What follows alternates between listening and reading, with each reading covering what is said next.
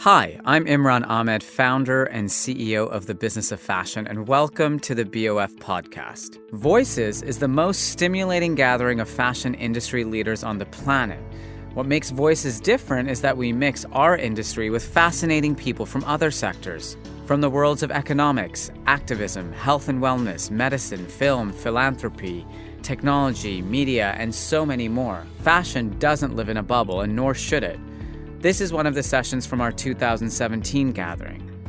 Earlier this year, I had the opportunity to visit the headquarters of Lululemon in Vancouver, Canada, where my family lives. And I met Dr. Tom Waller, who leads the innovation space, which is called White Space at Lululemon. And as we got to speaking, he started talking to me about this concept that he's been working on for most of his career, the science of feel, how the clothes we wear and how they make us feel can impact our performance. As I'm sure you'll see, these are very powerful, interesting ideas for anyone who's interested in fashion, because of course, fashion makes us feel. So here's Dr. Tom Waller at Voices 2017 on the science of feel. Good afternoon, everyone. So I kind of realized that this might sound like I'm going to give a science lesson, just a teeny tiny one, so thank you for your patience. And what we heard a lot about in sort of some of the conversations, particularly today, was conversations around experience, and in particular, human experience. And it's the human part of experience that I'm a little bit obsessed with. So what I want to bring that to sort of into our world is those kinds of experiences that we're all having now. So, I mean, where I come from, what I'm working on, we build a lot of yoga pants. Has anyone worn yoga pants? And I am raising my... Yeah, there's more than you than that. They feel pretty good, right? Have you ever wondered why? Because I am obsessed with understanding why. Because I think that there's some magic there. There's something to be learned and understood about why something feels a particular way, that makes you feel a particular way, that just can't be magic. It must be something that a scientist like me can somehow reverse engineer. But I hired a new member of our research team the other day. He has a PhD in sensory perception, joining quite an interesting cast of creatives and academics. And he said, "Tom, this is the most complex thing we know." And I think he was referring to the world. And I said, "I will just try it anyway." And so this is what we're building. And what I want to do is do a little bit of science experiment with everyone here. So if you, again, please bear with me. But how are you feeling today? If you wouldn't mind, shut your eyes. Take a gentle breath. Just get in touch a little bit with your body as it sits in the chair. And notice that you're wearing clothes as it's appropriate for this kind of occasion. But also have a think about those clothes. Think about the pressure on your body, the softness or the textures against your skin. Can you feel a seam? Can you feel something digging into your side? Are you a little bit warm? Are you a little bit cool? Are you just right? Well, whatever you did in choosing the outfit that you put onto your body today, you went through some kind of strategic thought. You made some choices, you covered yourself in clothes, and then you arrived here today. So if you open your eyes, now take that same projection, that sort of thought of self, look at someone else in the audience, and imagine wearing their outfit. How would that make you feel? What would it be? Would it be right? Would you regret it in a moment? Would you be, I'd be too hot, I'd be too cold? Would I look weird? But there's many, many interesting facets to that. So first of all, I want to talk about clothing. Why do we wear clothing? Do you know that only two things that define us as a species over all other species? Behavior. Anyone know? I've kind of given one of them away. Clothing is correct, and we make fire. So we make fire and we clothe ourselves. Behaviorally, these are the behaviorally unique things that we do. So if you think about it, without clothing, we're not complete. In fact, we're going around as this sort of 99% complete species, and then what we do is we optimize our existence in the world with the clothing that we put onto our bodies. So if you think about where clothing started, it was to protect us. It allowed us to spread across a planet and off of it because we could cover ourselves in something that would keep us warm, keep us dry, keep us safe. And then something that you know a hell of a lot more than I do about, clothing became about expression. It identified you as part of a tribe or as an individual, a way to communicate with the world. Now, the work that I've done previously in my life has been a lot about clothing as a third thing, clothing as performance. And if you think about the human body again, it's really not optimized to do a lot of the things that we ask it to do, whether that's swimming really quickly through water. We can use clothing to shape and squish the body into a certain form. We can cover up skin because skin's kind of crappy in water, it's not very fast. And we can make you faster, quite a lot faster, whether you agree with that being fair or not. We can do the same with cyclists. We can change the form, the way that air flows over their body. They can become faster.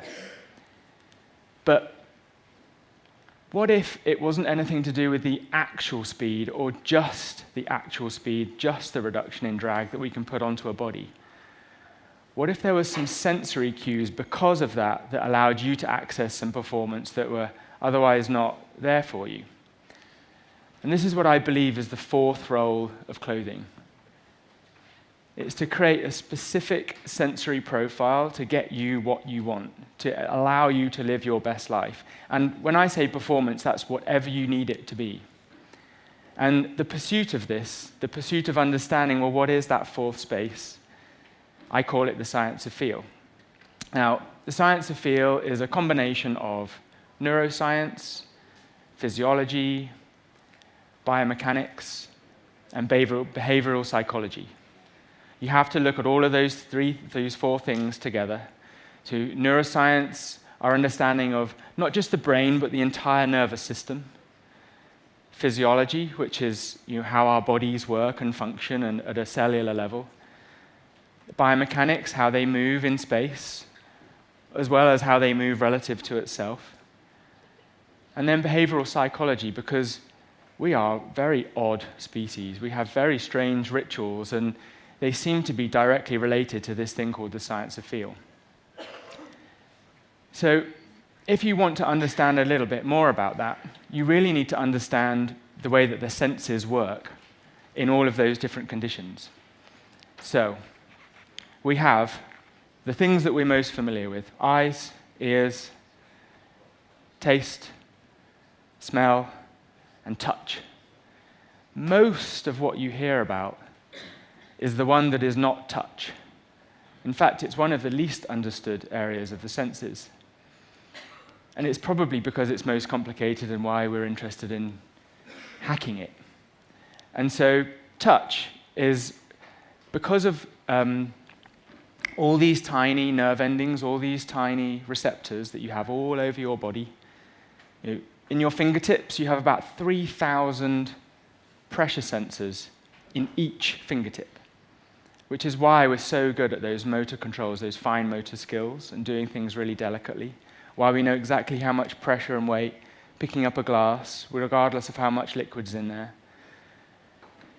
In addition to that, we have temperature receptors, constantly helping us to understand the environment that we're in. We have pain receptors that are looking out for any kind of damage to tissue that we might have when we take ourselves a little bit too far. And then we have something called proprioceptors. Proprioceptors are deeper inside the body, and they allow us to understand where is our body in space relative to us, ourselves, and how the body is moving. It's why you can walk down the stairs with your eyes closed. That's not a request. So when you know about those sensory conditions, then you can start to think about hacking them. And so when we go from a place of, well, clothing seems to be something we cover ourselves with, what it seems to be interacting with is this world of touch. Then, well, clothing is hacking touch. And if you can hack touch by accident and we feel good, not really sure what good feels like right now, but then we can start to achieve some really, really interesting things. And so if you take the example of a clothing condition that might be, maybe, I don't know, half of the audience, that you'll have a particular, something that you'd like to affect. Let's say wearing a bra. And I know it sounds a bit odd, a dude talking about bras, so I apologize in advance. This is an all-female team that have informed me of this detail.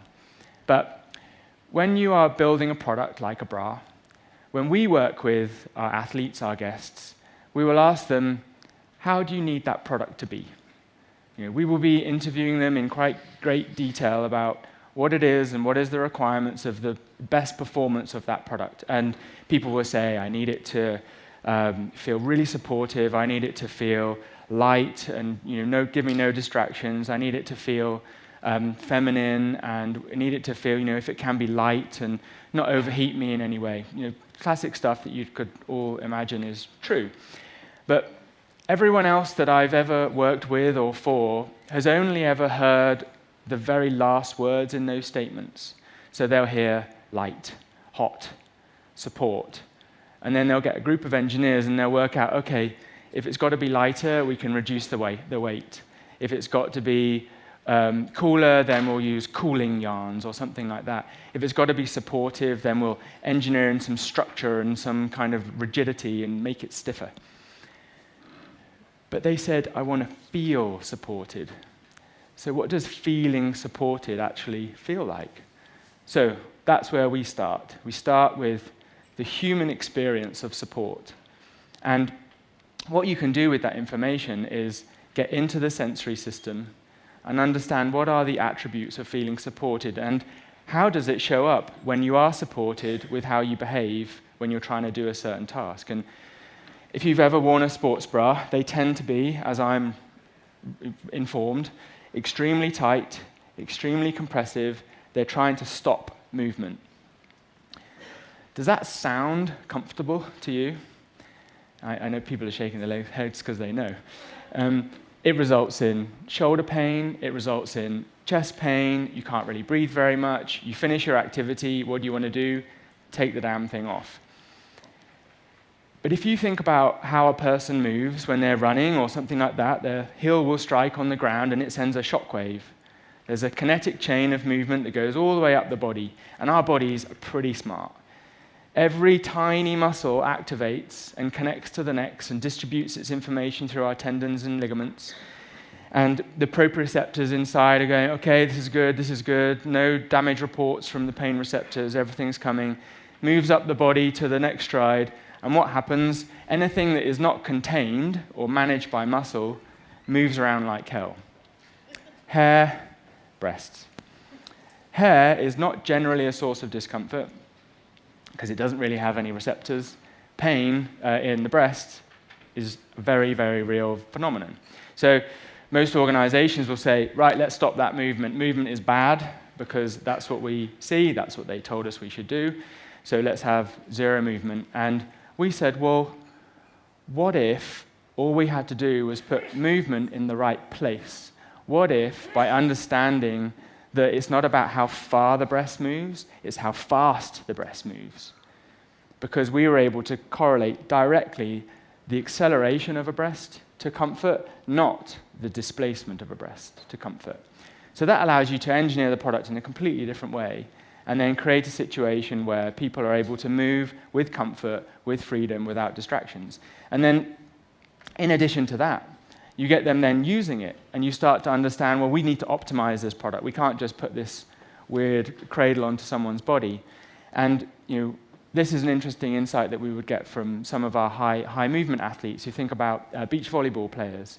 They're in a really interesting environment. It's really hostile, really hot, sandy, sweaty, lots of eyes, and they choose to wear the smallest uniforms known to man. There's not a lot of engineering you can put into those things. But what's really interesting with those guys as well is when we've got the engineering just right and we've got support that feels good, there's still something that either goes wrong and really well if you take a human-first and a feel-first approach. So you would imagine if I do this, there's something wrong with the product, right? Maybe. But there's a big difference when I'm performing and I do this, where we would call that a product failure, is create a distraction, and when I'm in a reset position, and I do this, and I do this, some of you will be able to relate to that, and then I get ready for the next task. So humans are really interesting species. They need ritualistic sensory relationships to their product to feel right. I'm sure everyone's got lucky socks or something like that. It's not an accident. It's a very, very real phenomenon. And what I'm suggesting to you is that everything that you build, everything that you create, you're building a specific sensory profile. You're programming a person's response, and it can be prescribed. With expertise, you can be precise and be intentional and create really, really interesting experiences and levels of performance further down the line. Thank you.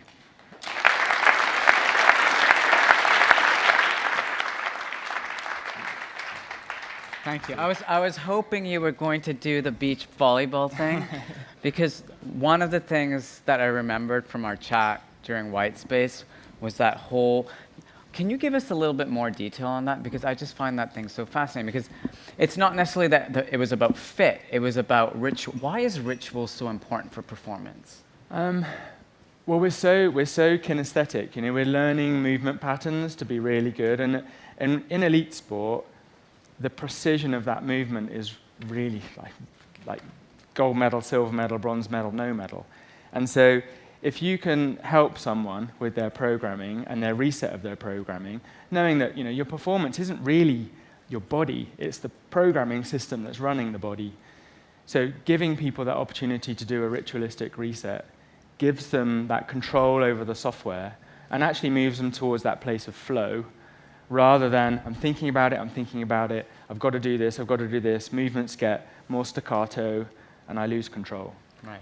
So how do you think, for someone who's not an elite athlete like me, unlike you, how does that idea of ritual, do you think that fits into the clothes we wear every day? Well, like I said, I'm pretty sure most people have got lucky socks, and maybe you'll think about them a little bit differently now. Yeah. Because it's likely that you have a sensory relationship with them.